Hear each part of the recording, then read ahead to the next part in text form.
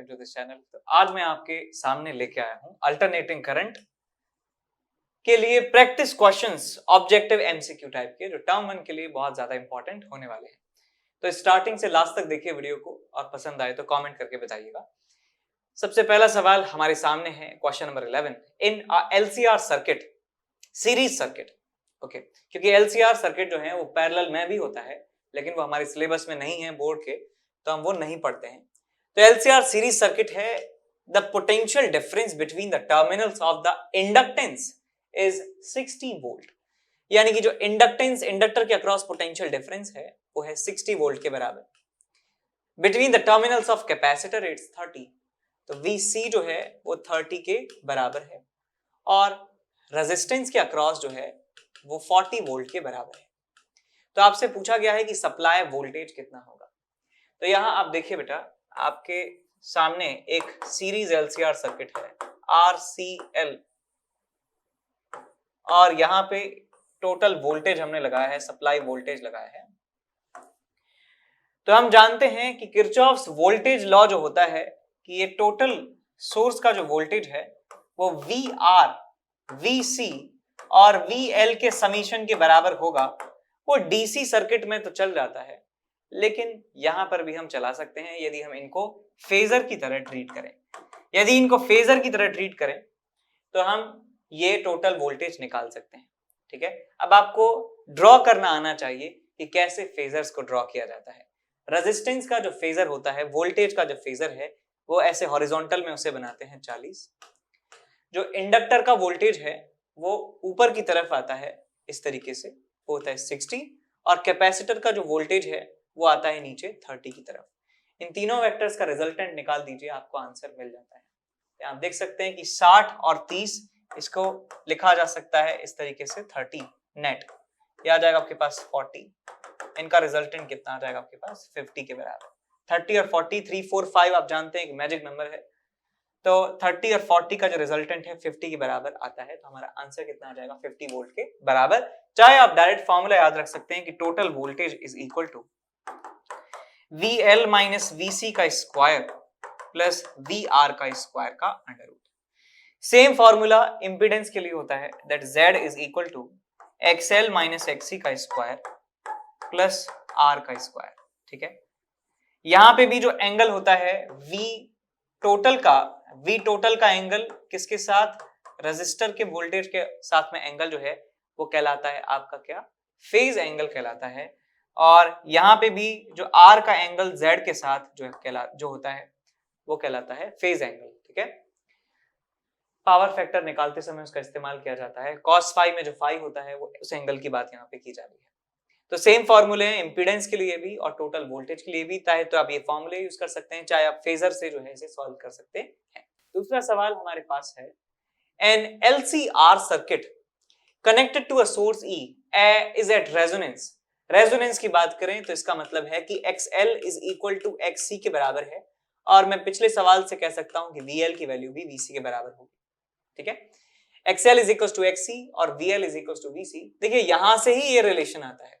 VL इसका मतलब RMS voltage inductor के अक्रॉस, RMS वोल्टेज किसके अक्रॉस, कैपेसिटर के अक्रॉस। ये होता है हमारे पास IRMS इंटू XL, और ये होता है हमारे पास IRMS इंटू XC।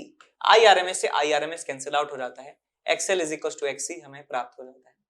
ओके, तो आप इसे याद रखेंगे। तो टोटल वोल्टेज जो है हमारे पास, देखिए क्या मिलेगा, total voltage is equal to VL minus VC का स्क्वायर प्लस VR का स्क्वायर। ये फॉर्मूला मैं इस्तेमाल कर सकता हूं। VL और VC आपस में बराबर हैं तो ये 0 हो जाएगा, और हमें यहाँ पे क्या मिलने वाला है, VR की वैल्यू मिलने वाली है।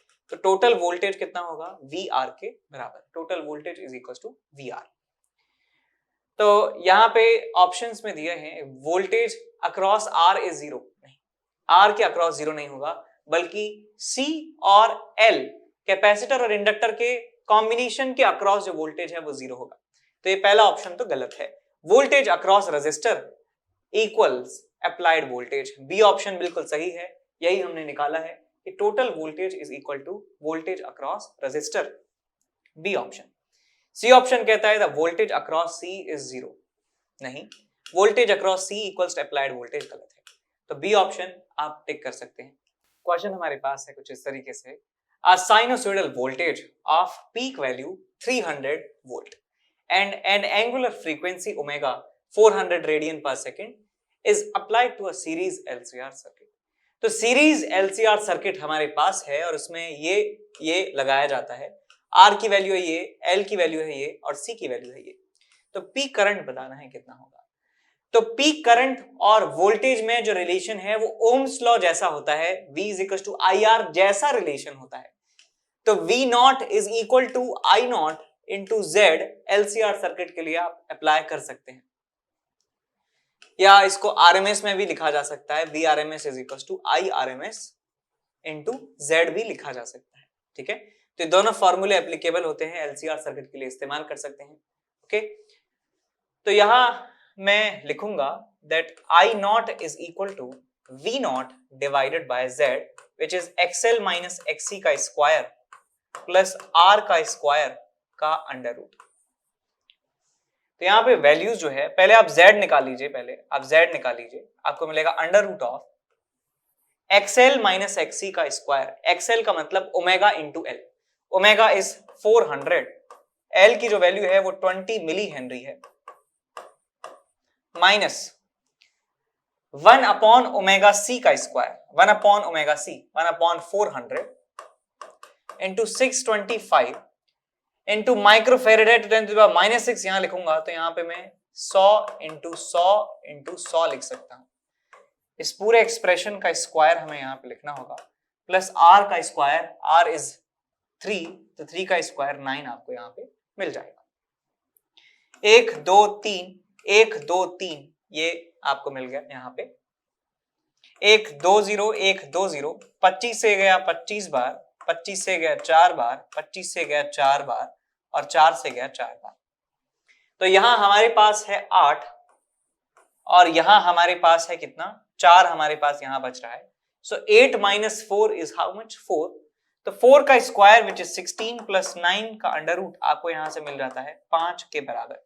5 ohm is the value of impedance. तो मैं इस फॉर्मूले में वैल्यू पुट कर सकता हूं that I not is equal to 300 peak voltage divided by impedance which is 5। तो यहां से आपको मिल जाएगा 60 एम्पियर के बराबर।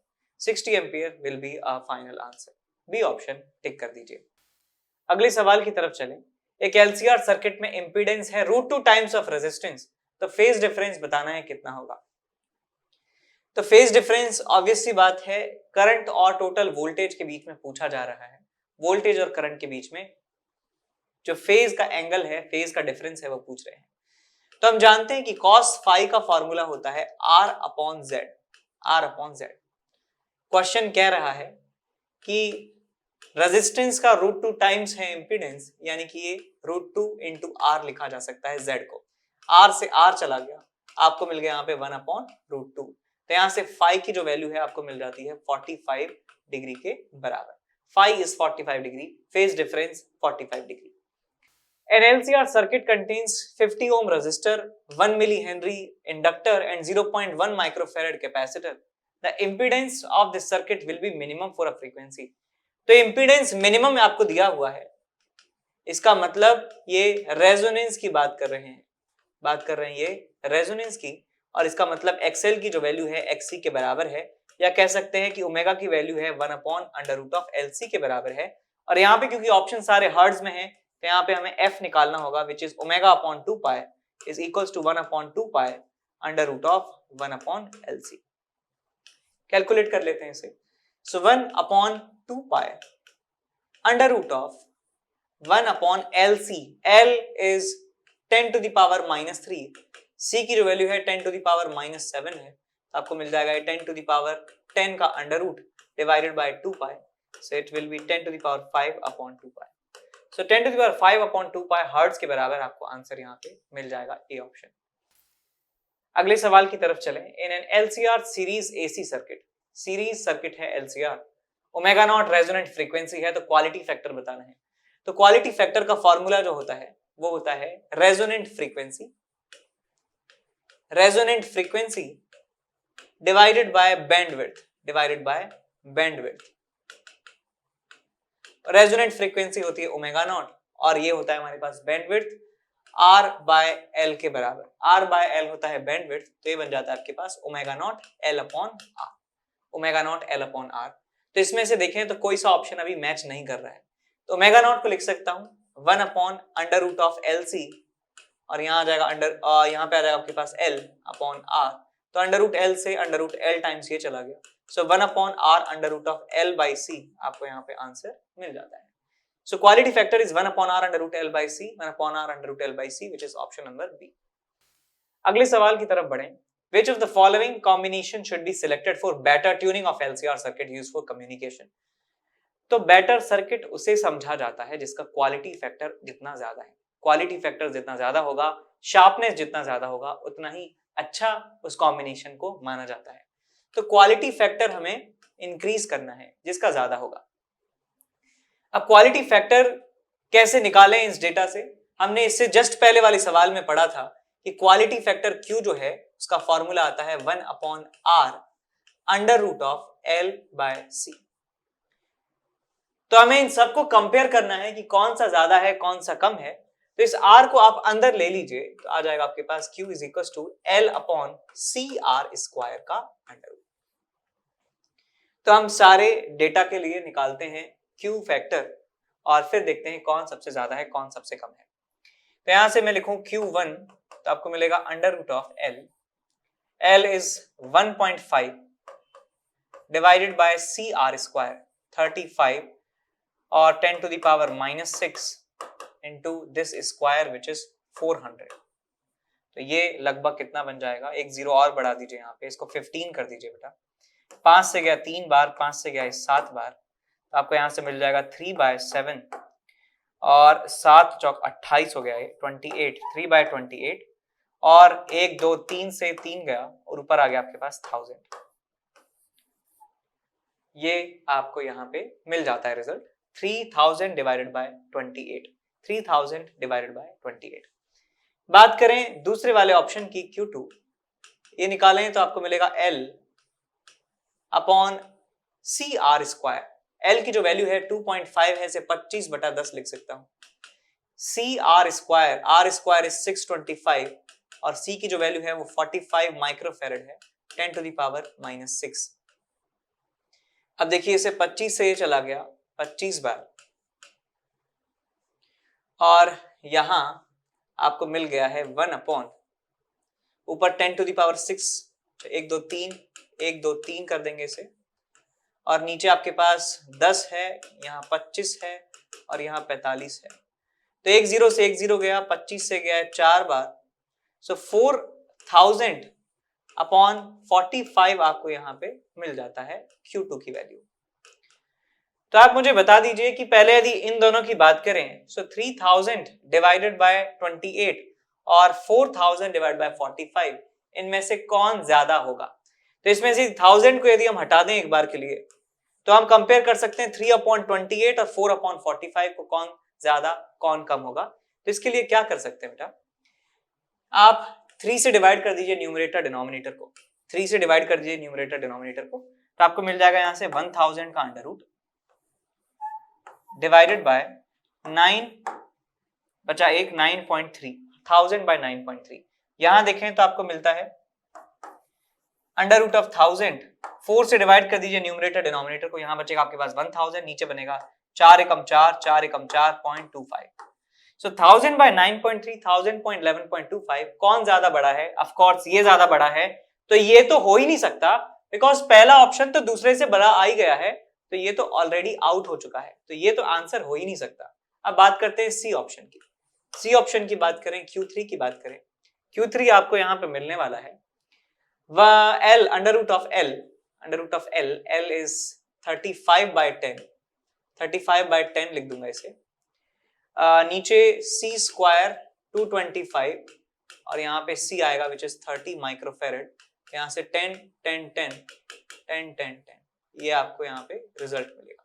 अब इसको थोड़ा सा सिंप्लीफाई कर लेते हैं, तो 1 2 0 से 1 2 0 कैंसिल आउट हो गया, 5 से गया 7 बार, 5 से गया ये 5 4 20 5 5, 5 से गया ये 9 बार, 5 से गया ये 2 बार, सो 14/9 इंटू 1000 आपको ये मिल रहा है। तो आप कह सकते हैं कि ये 14 से यदि डिवाइड किया जाए तो ये 1000 डिवाइडेड बाय 9/14 आपको मिल रहा है, 9/14 आपको मिल रहा है। तो इसका डिनोमिनेटर काफी ज्यादा कम है इस वाले ऑप्शन से, तो ये भी हमारा आंसर नहीं हो सकता। तो फर्स्ट वाला ऑप्शन भी हमारा आंसर नहीं हो सकता, बिकॉज थर्ड जीत चुका है पहले वाले से। ठीक है, अब ऐसे फोर्थ करके आप निकाल लीजिए। फोर्थ आपको कैसे मिलेगा, यहाँ पे आपको मिलेगा Q4 is equal to under root of, ऊपर आएगा L विच इज 15/10, R का स्क्वायर विच इज 625, और यहां मिलेगा आपको C which is 45 microfarad, so it's 45 into 1000 into 1000। तो यहाँ एक जीरो से एक जीरो गया, 25 से गया 4 बार, 25 से गया 25 बार, 5 से गया 5 बार, 5 से गया 3 बार, और 3 से गया ये 15 बार। सो आपको यहाँ पे मिलता है under root of 1000 divided by 15 5 75। तो आप देख सकते हैं 1000/75 सबसे ज्यादा डिनोमिनेटर इसका है, इसका मतलब Q4 तो है, ये तो सबसे ज्यादा छोटा है, तो ये भी आंसर नहीं होगा। सी ऑप्शन हमारा आंसर होने वाला है। तो यदि पूछा जाए आपसे कि सबसे बड़ा इनमें क्वालिटी फैक्टर किसका है, तो मैं कहूंगा Q3 इज द लार्जेस्ट। सबसे छोटा किसका है, Q4 का है सबसे छोटा क्वालिटी फैक्टर। उसके बाद ऑर्डर में अरेंज करने को कहा जाए कि सेकंड और थर्ड में, फर्स्ट और सेकंड में किसका ज्यादा किसका कम है, तो आप देख सकते हैं 1000/11.25, सेकंड वाला जो Q2 है वो छोटा है काफी Q1 से, सो इट विल बी Q1 और यहाँ आएगा Q2। तो ये ऑर्डर इनका होना चाहिए क्वालिटी फैक्टर्स का। सबसे बेस्ट चॉइस हमारे पास है थर्ड की, और सबसे वर्स्ट चॉइस जो है वो हमारे पास Q4 हमें मिलेगा, चौथा ऑप्शन मिलेगा। ठीक है, इस तरीके से आप इनको कंपेयर कर सकते हैं। अगला सवाल हमारे पास है कि एसी सर्किट है, ईएमएफ करंट दिया जाता है ये और ये, तो एवरेज पावर बताइए एक साइकिल में कितना होगा। तो एवरेज पावर का फॉर्मूला आपको याद रखना है, एक साइकिल में एवरेज पावर का फॉर्मूला है Vrms Irms cos phi, Vrms Irms cos phi। Phi होता है बेटा वोल्टेज और करंट के बीच में फेज का एंगल। तो यहां देखिए करंट का फेज है omega t minus phi, voltage का फेज है ओमेगा टी, इनका डिफरेंस कितना आ रहा है फाई के बराबर। तो यहाँ पे आपको मिलेगा Vrms which is E0/√2, Irms यहाँ पे लिखूंगा I0/√2, और यहाँ पे cos फाई ही आपको मिलने वाला है। तो आपको मिल जाएगा E0 I0 divided by 2 cos phi के बराबर answer. E0 I0/2 cos phi आपको सी ऑप्शन जो है मिल जाता है। इसके बाद अगले सवाल की तरफ चलते हैं। 110 Vrms is applied across a series circuit having resistance 11 ohm and impedance 22 ohm। Power consumption बताना है कितना होगा। पावर कंजम्पशन पूछा जाए या फिर एवरेज पावर कंजम्पशन पूछा जाए, वो एक ही तरीके से लिखा जा सकता है। मतलब ये जो पावर पूछा है इसका मतलब एवरेज पावर पूछी जा रही है। तो एवरेज पावर के फॉर्मूले में हम जानते हैं क्या आता है, Vrms आता है, Irms आता है, और यहां पे आता है cos फाई। cos फाई को तो मैं लिख सकता हूं R/Z, cos फाई को लिख सकता हूं R/Z। Irms को मैं लिख सकता हूं Vrms/Z, Vrms/Z इसे लिखा जा सकता है, और Vrms तो हमको Vrms ही लिखना है। अब ये रिजल्ट है हमारे पास, इसको आप सॉल्व कर लीजिए। Vrms है हमारे पास 110, R की वैल्यू है 11, नीचे Z की वैल्यू है 22 इंटू 22। 11 से गया 2 बार, 11 से गया 2 बार, 11 से गया 10 बार, 2 से गया 5 बार, 55 बार, 2 से गया 5 बार। सो 5 इंटू 55 आपको मिलेगा 25, 5, 25, 27, 275 के बराबर आपको वॉट में एवरेज पावर मिलने वाली है 550 वॉट। 275 वॉट हमारा आंसर हमें मिल जाएगा। अगले सवाल की तरफ चलें। एसी जनरेटर का काम क्या होता है। एसी जनरेटर एक मैकेनिकल फॉर्म में जो एफर्ट होता है उसे इलेक्ट्रिसिटी में कन्वर्ट कर देती है। तो यहाँ पे मैकेनिकल एनर्जी या मैकेनिकल एफर्ट को इलेक्ट्रिकल एनर्जी में कन्वर्ट करने का काम इसका होता है एसी जनरेटर का। अच्छा, यहाँ पे ऑल ऑफ द अबव है तो हमें बाकी सारे ऑप्शन भी पढ़ने होंगे। High voltage into low voltage नहीं, ये नहीं है, वो ट्रांसफार्मर होता है, स्टेप डाउन ट्रांसफार्मर होता है वो। कन्वर्ट लो नहीं, ऐसा कुछ नहीं है। ये मैकेनिकल को कन्वर्ट करता है किसमें, इलेक्ट्रिकल एनर्जी में। और AC करंट जो है ये प्रोड्यूस करता है। AC जो है करंट ये प्रोड्यूस करता है अल्टरनेटिंग।